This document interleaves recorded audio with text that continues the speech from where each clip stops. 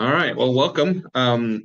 Today in our contracts class, I want to go over two main kind of documents and processes that we come across. One that we rarely come across, but it's pretty important, and then another one that we come across almost every transaction. So the first one, I'm going to go over the cure notice, what that means, and what kind of right it has, especially since we have recently joined all forces with all of our market centers.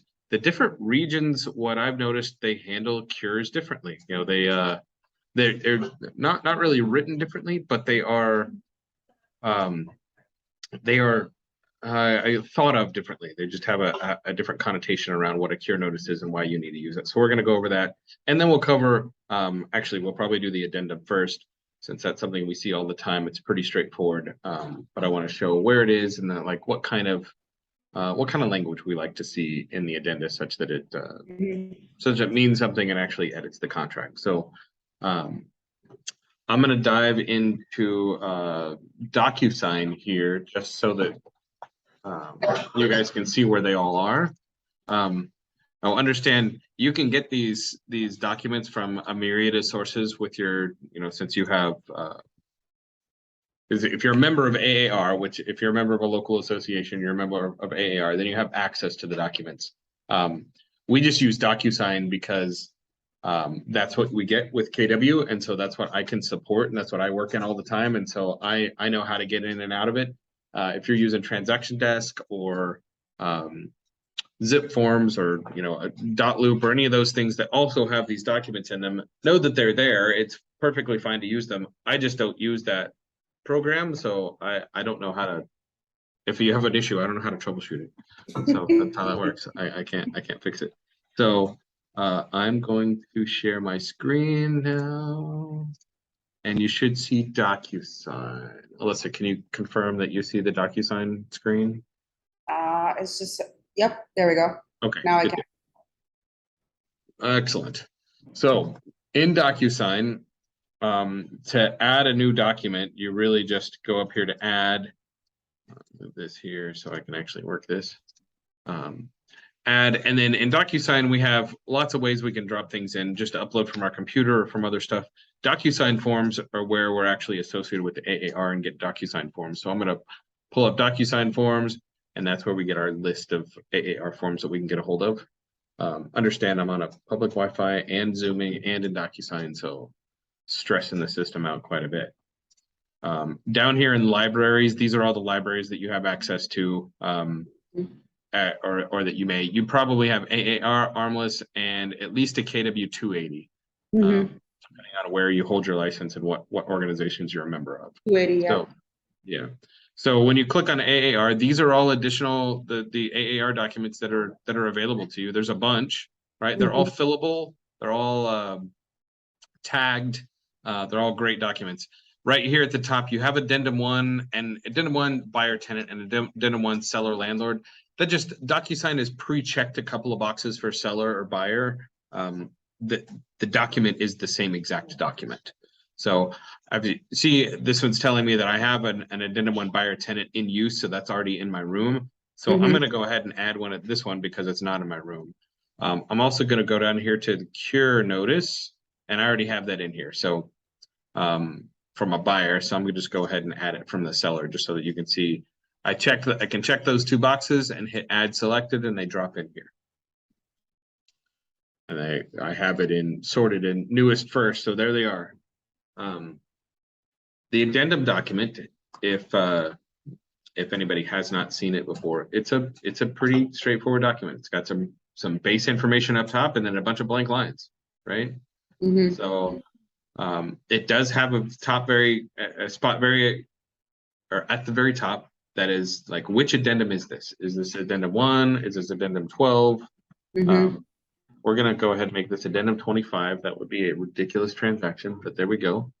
And then you just start filling out things, right? So this addendum is originated by, so who started this addendum, right? It's originated by the seller. It's to the contract dated. Now this would be when you executed contract, or basically day 0 of the contract. So if everybody signed everything on Thursday and we delivered and said, yes, we're good to go on Thursday, then Thursday is our contract date. If the buyer signed on Sunday and send it over and the seller signed on Monday, but didn't email it back to us until Tuesday, then Tuesday is our contract date, no matter Mhm. when the signature's on there. If we received it on Tuesday, Tuesday's day zero, Okay. right? So I'm gonna put that contract date in there, and then we type in our information. Now, this is in a demo DocuSign room for me, so I don't have the seller and buyer information in here. It looks like I had Debella in here earlier. If you already have a seller and buyer information in here, it would pre-populate here. Okay. So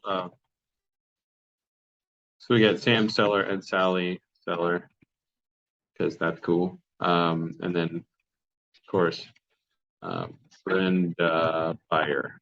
There we go. And then your address. Again, if you had built this room up, this would be pre-populated. So you can see how easy it is to deal with. Mhm. Whatever.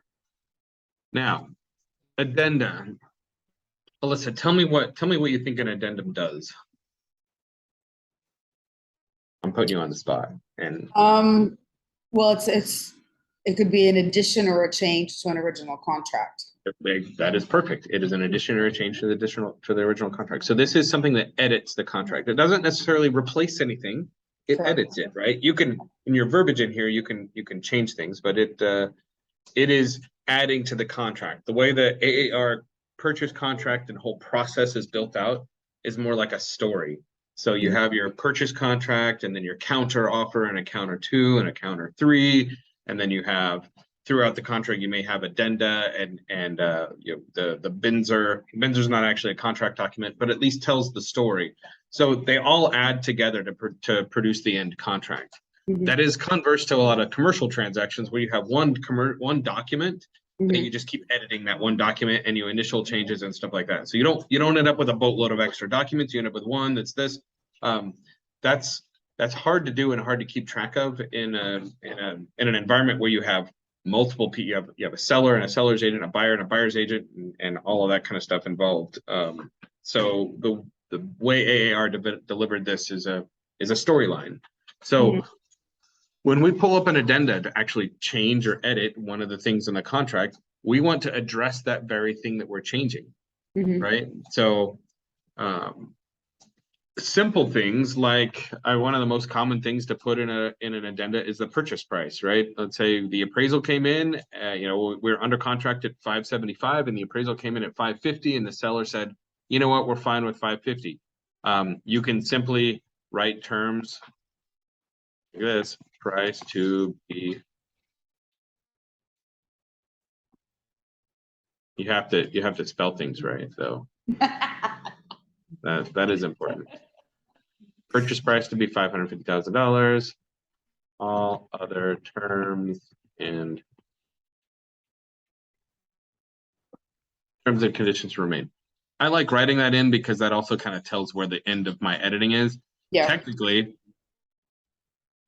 this line right here, the undersigned agrees to additional terms acknowledged, and the fact that it's additional terms means that all of the other terms that have existed stay. So we're kind of double doing ourselves by writing that line in there, and it's That's nice. good though. It's nice to write it in there. People don't read some of the fine print below, so. Right. So something as simple as purchase price to be 550 is that's pretty short and sweet. I do like addenda language to be complete sentences. Yeah. This is purchase price to be 550. You don't just say purchase price : 550 or something like that. That leaves a little bit more open to interpretation. If we're talking about something that's a little bit more complex, like changing the close of escrow, making an amount of the earnest money non-refundable, and adding another term to the buyer that they have to complete or something like that. Now is when always get with your broker. Call me, call Kate, call Jim. Don't call Jim. Call me, call Kate. And just go through the language. Make sure that the language is appropriate for that, for whatever term you're doing. So if it's close of escrow to be 9/22, 2022, right? So we're defining that. Mhm. $4,000 of buyers earnest money to be non-refundable and immediately released. And then all other terms to remain. Right. Mhm. So this, and I added a little bit of extra verbiage in this one. So in the $4,000 of earnest money to be non-refundable and immediately released. So that not only makes sure that $4,000 is never going back to the buyer. It also means that even though we're not closing until 9/22, $4,000 is the escrow is going to write a check for $4,000 and give that to the seller. Mhm. Right. That means there's a very low likelihood of that $4,000 ever coming back. Now, Mhm. is that $4,000 still sits on the buyer's side of the settlement statement. It's still the buyer's money. It's still a deposit. It's still earnest money. Mhm. It doesn't mean the seller has to come up with an extra $4,000. It just means that they're absolutely not ever getting that back. Yes. But it's going to credit towards their end. If they needed $8,000 at closing, this $4,000 is going to go towards that, and they're going to bring another $4,000 in to make that up. Mhm. So that stays there. But that seems like a whole nother contract class if we could go into that language. Now, when we are getting into more detail around the purchase contract, editing the purchase contract, especially if we're moving things around, and Holly is entering the room. I like to actually reference the actual lines of the purchase contract. So you can go in and forgive me, I did not do this the way I wanted to, but I believe I can pull this fast enough. Maybe not. Where are we? Residential disclosure. Hold, please.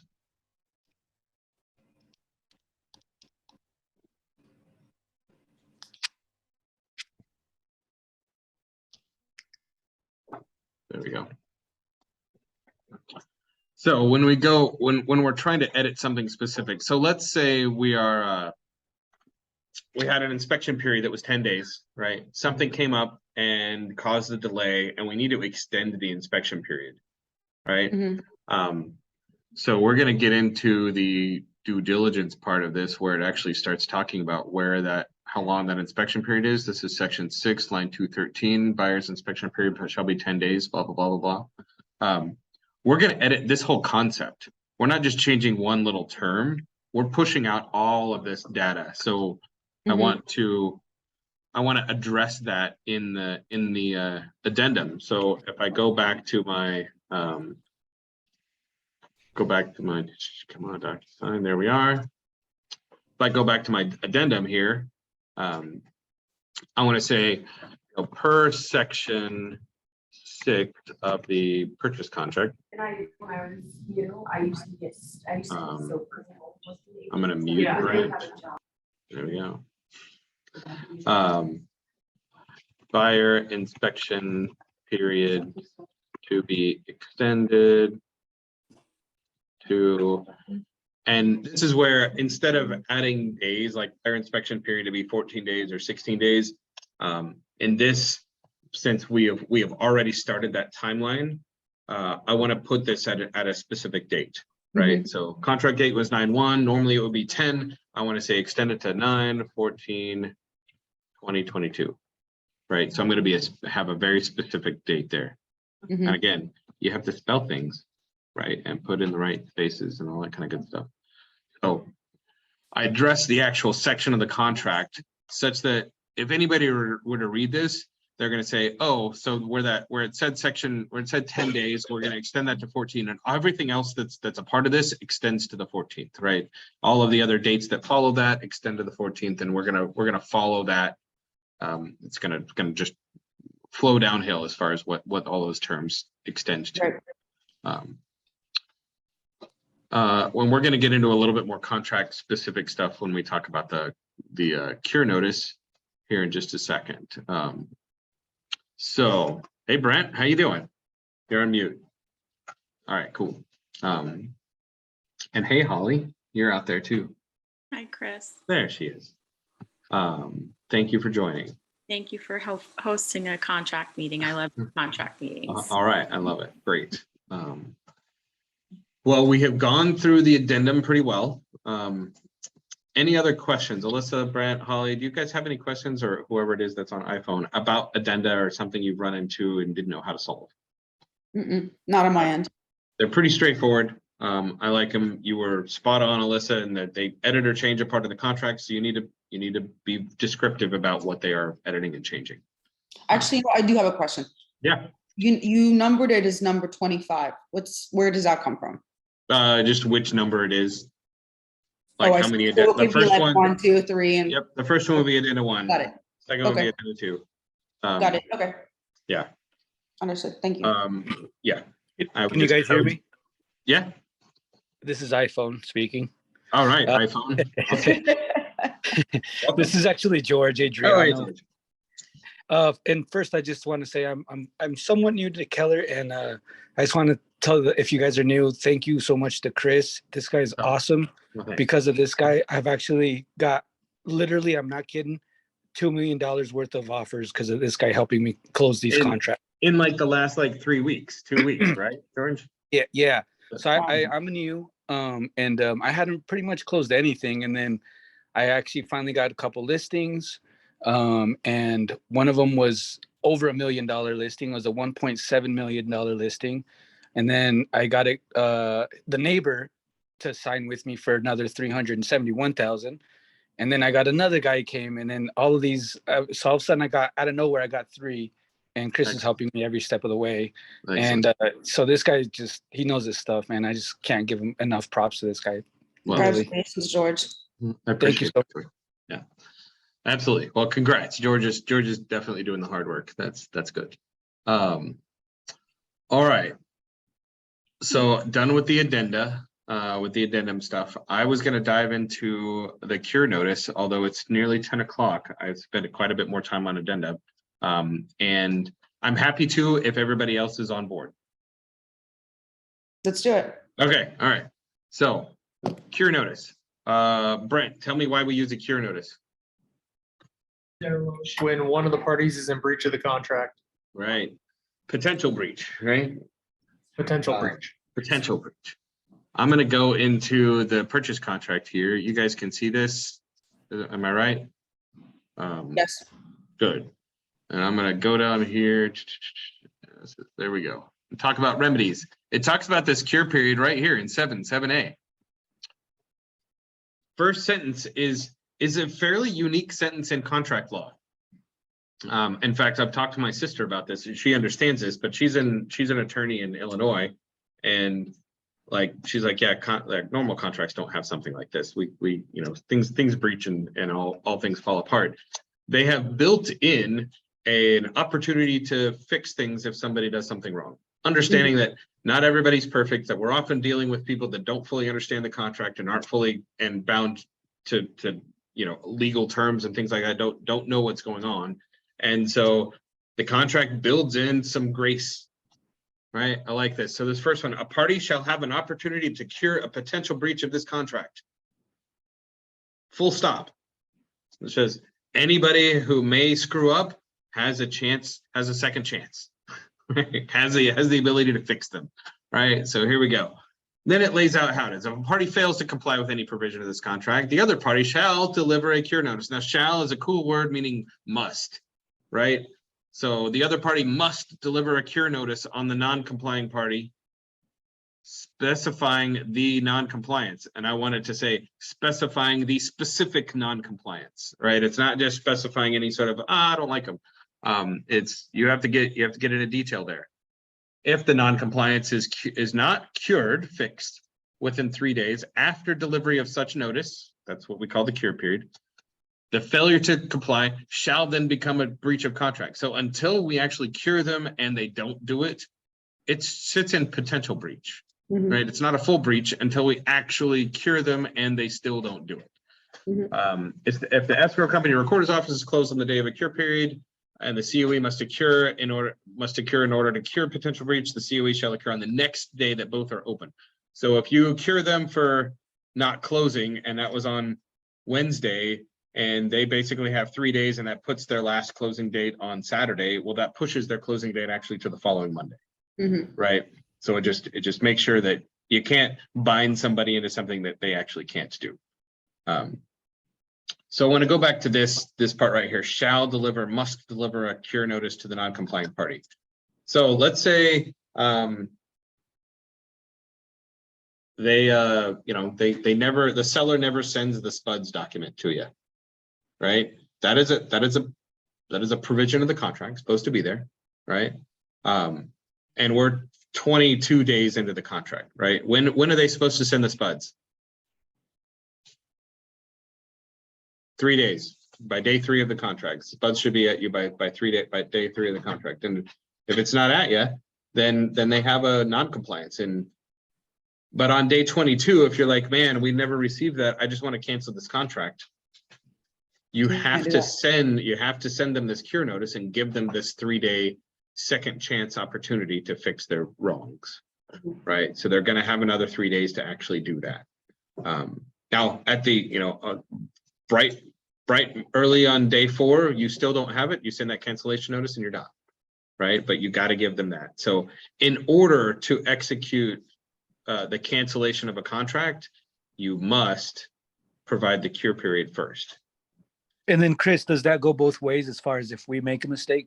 Yeah, it's any mistake. This is non-party specific. This is just if there's any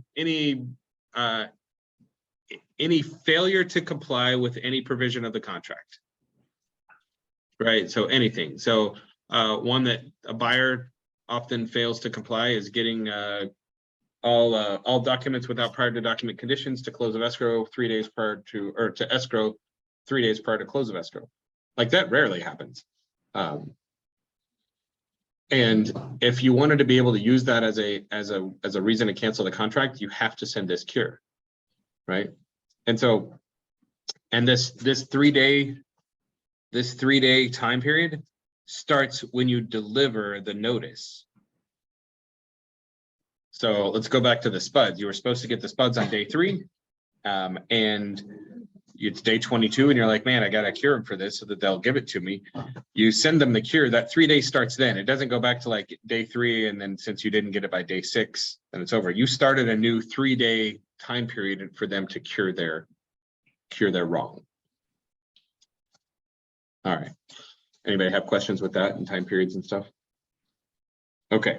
Then I'm going to go over the actual document here. And no making fun of how many tabs I have open. How my brain works. So cure period notice also looks fairly simple. Right? So contract dated, you put in the date that you both executed the contract, you put in your buyers, your sellers, the escrow company that you're using, the address, all that kind of gut stuff. Now, to address like George, what you were talking about, it doesn't matter which side.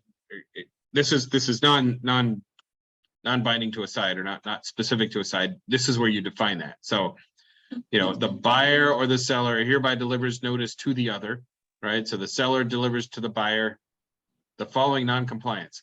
Now, this is where we want to get very, very specific about what they're non-compliant about, right? And I have already written this in here before. So pursuant to purchase contract section 6J2B, seller has not completed repairs agreed to by 3 days prior to close of escrow. So if I go over to my purchase contract and find 6J2E, was it 2E? What did I say? B. There we go.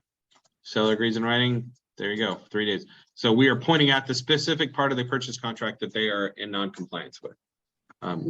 I do see a lot of purchase contracts that say something like seller did not, or buyer did not close escrow. That's it. Like, no, you need to go in and find out what they did. Which rule did they break? Right. So you need to be very, very specific around, if it was, let's say it's curing for that SPUDS, right? So that's in the disclosures section. We'll find that due diligence. Home warranty, blah, blah, remedies. Oh, I'm going too far.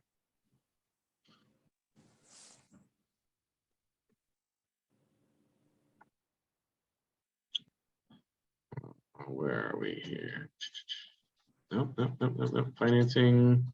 And man, this is really choppy on my side. I don't know if it's choppy on your side, but scrolling through this is tough.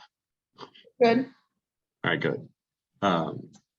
So as a new agent, this is almost like not, it's almost kind of comforting to me that like I know that they can almost double check my work, and if I mess something up, I still have time to fix it. Absolutely. They really rarely have an option to just say, hey, you messed up, we're out. Too bad, so sad. Mhm. No. So to get back to, so if they didn't provide the seller's property disclosure statement, you would say pursuant to section 4A, lines 154 to 156, right? Seller's property disclosure statement shall be delivered to the buyer within 3 days after contract acceptance. Right, so that's it.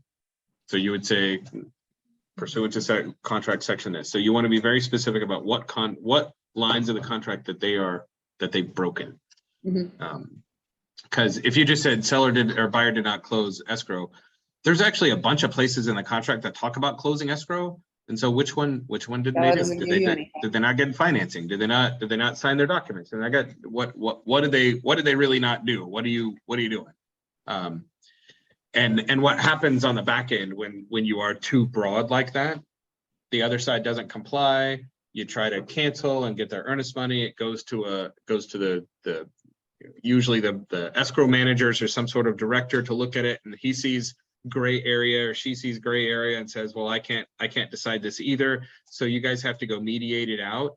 And now your buyer and seller have to go get mediators or go pay a mediator to go figure out what did that language really mean and who did the wrong thing.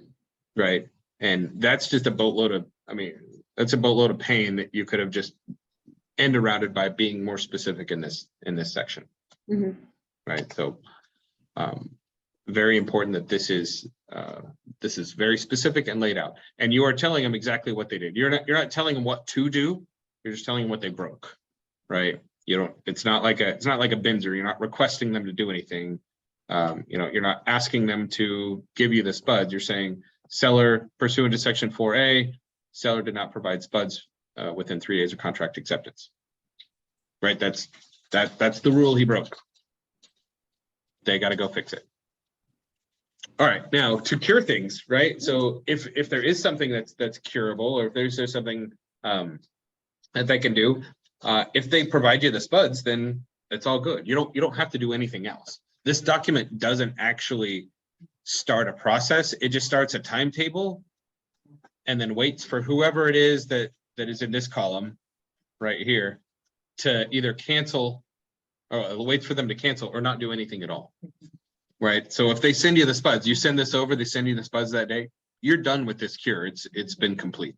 You don't have to file another document or anything like that to add or to say that we got those spuds, or you don't have to do anything like that. It's been cured. Right. All title is going to do is know that they're not receiving a cancellation in 3 days. So you're not documenting that it's been resolved. So you will have that. Okay. You will have that spuds, and Okay. so you'll email it to you. I mean, you would have a hard time then canceling if they were like, we send it to you and we have record of it. So okay. Now, if this is specific, seller has not completed repairs as agreed 3 days prior to close of escrow, there's probably quite a bit of documentation that needs to come over to the seller when they actually do fix those repairs. Or maybe the cure to this is the seller says, you know what, I'm not going to repair those. Here's $500. Or, you know what, I really do want to repair it, but we're going to have to push escrow out 5 days for me to do that. So any resolution that is agreed upon agreed upon with the buyer and seller will suffice, will cure, right?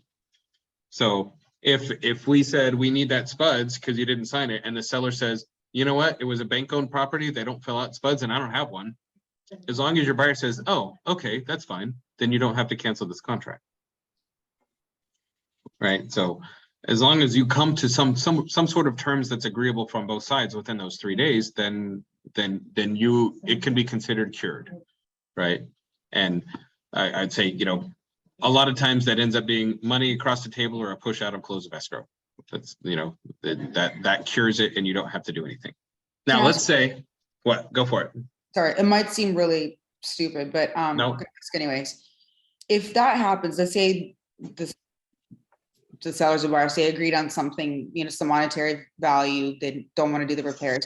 Do we go into the addendum to make that?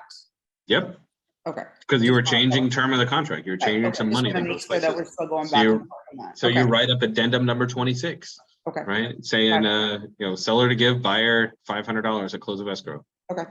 right? That's Thank it. you. So there you go. Now let's take this even further. Let's say they didn't do it, right? It's like they can't do it. They didn't do it. I don't know what it was. They didn't repair things. We're not coming to terms. It's the morning of day 4 and this is not cured, right? Whatever that they did, they didn't fix. They didn't fix it. They didn't, you know, maybe they were supposed to fix the roof. They didn't. And they said, oh, we'll give you $500. And you're like, well, no, that's like $10,000. So $500 shouldn't do it. And as long as your buyers are like, you know what, then I don't want to move forward with this contract. We've cured them for it. They have not replied sufficiently. They haven't brought it into compliance. So we're going to cancel this contract. Then the next thing you do is fill out a notice. Got that? This is further than I was going to go into here, but I'm going to go ahead and save this and close it. I'm going to go get.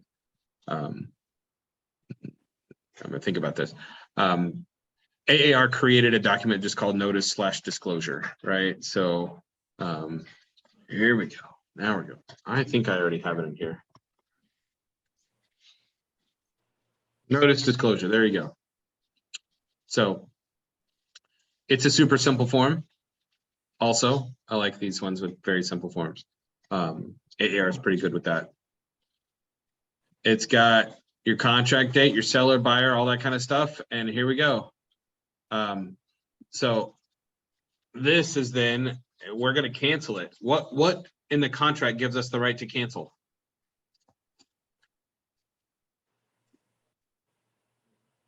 I'm going to give you a hint here in just a sec. Well, wouldn't it be the same section, the cure notice? Like you gave me cure notice of potential breach and then they didn't fix it, so now they're actually in material breach?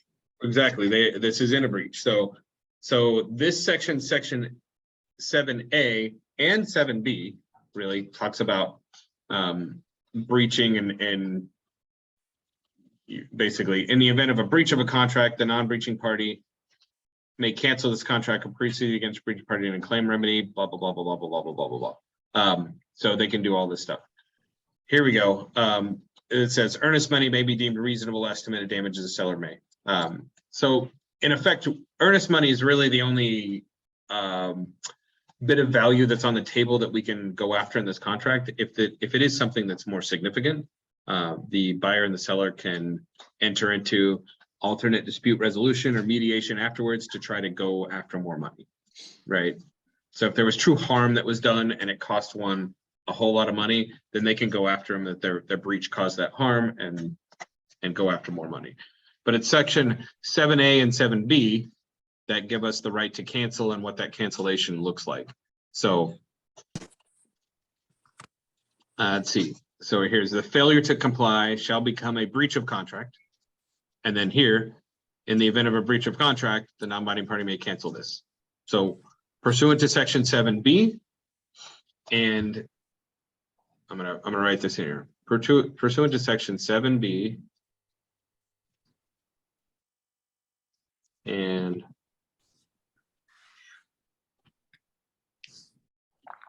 previously filed notice. Buyer wishes to, man, I am bad at typing today. To cancel this contract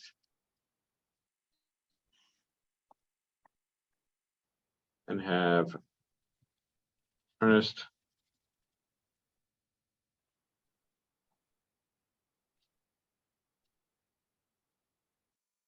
There you go.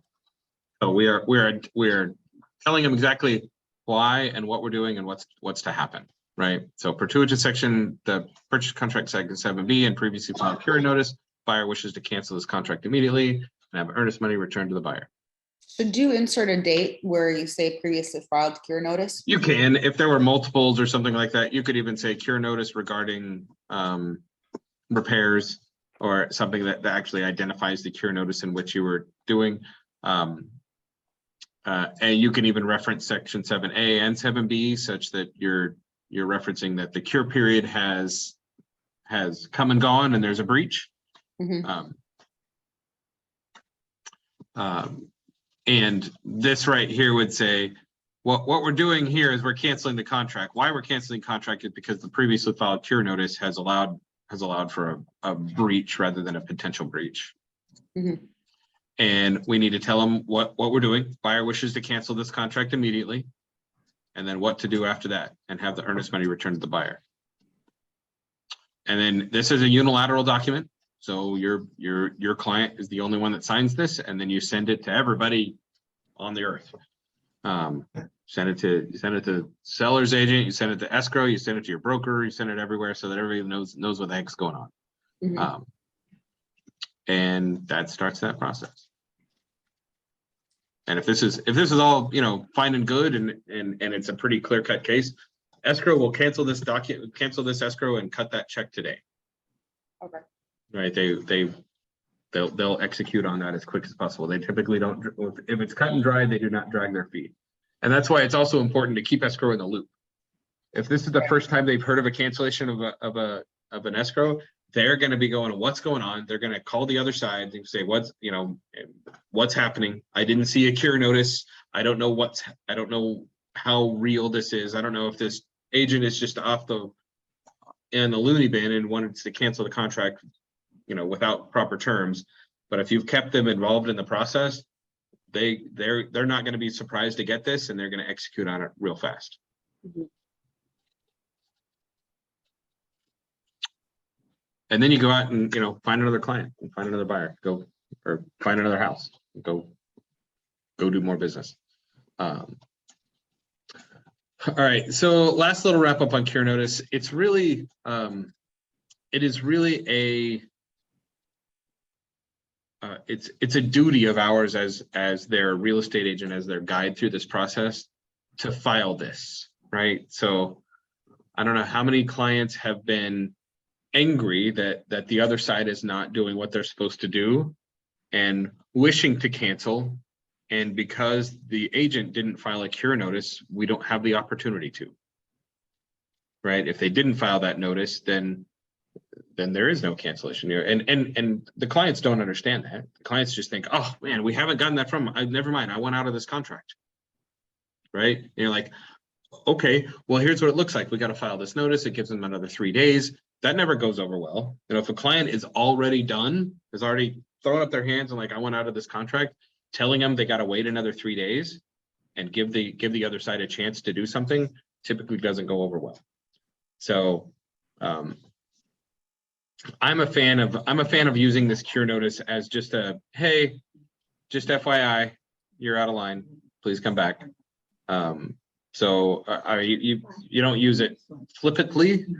And if there are specific things like the seller did not complete the stuff by 3 days prior to the close of escrow, right? So at the end of that day, you file a cure, right? You let them know. If they didn't do something, if the buyers don't have documents, if it's the day before closing and docs still aren't at title, go ahead and file a cure. Even if docs should be at title tomorrow, go ahead and file a cure, because you don't have any recourse if it doesn't show up tomorrow, right? You haven't started that 3-day time clock yet. So you want to notify them that and start this time clock pursuant to the contract so that you are protecting your clients as best as possible. Because like I said, your clients aren't thinking 3 days ahead of time on whether they want to cancel the contract in 3 days. If they get fed up and they're done right now, they want out right now. And if us as agents haven't done our work ahead of time or done the proper curing ahead of time, then we're gonna have to tell them there's 3 days. Now, along with that, I recommend instructing your clients of this process upfront, right? When you're talking about the purchase contract and you're saying, all right, well, here we are, we got the purchase contract, we got 10 days of inspections, we got this, we're gonna wait for appraisal, blah, blah, blah. Hey, just in case there were anything that ever went wrong, I just want to tell you about what we call a cure period. If something goes wrong, we have to notify them and they get 3 days to respond. So just, I don't want that to be a surprise. I don't want that to happen, but I also don't want it to be a surprise when that shows up. Absolutely. That just sets them. I mean, I've had that conversation with clients, and you know, halfway through the contract, they come up and like, hey, they didn't follow this, and I understand they have 3 days to fix it. Can we file that? Like, they're telling me to cure. They get it because we've already introduced that concept, right? And they get it. So that's what's important. All right. Any questions, thoughts, comments about addenda, cure notice, all that kind of good stuff?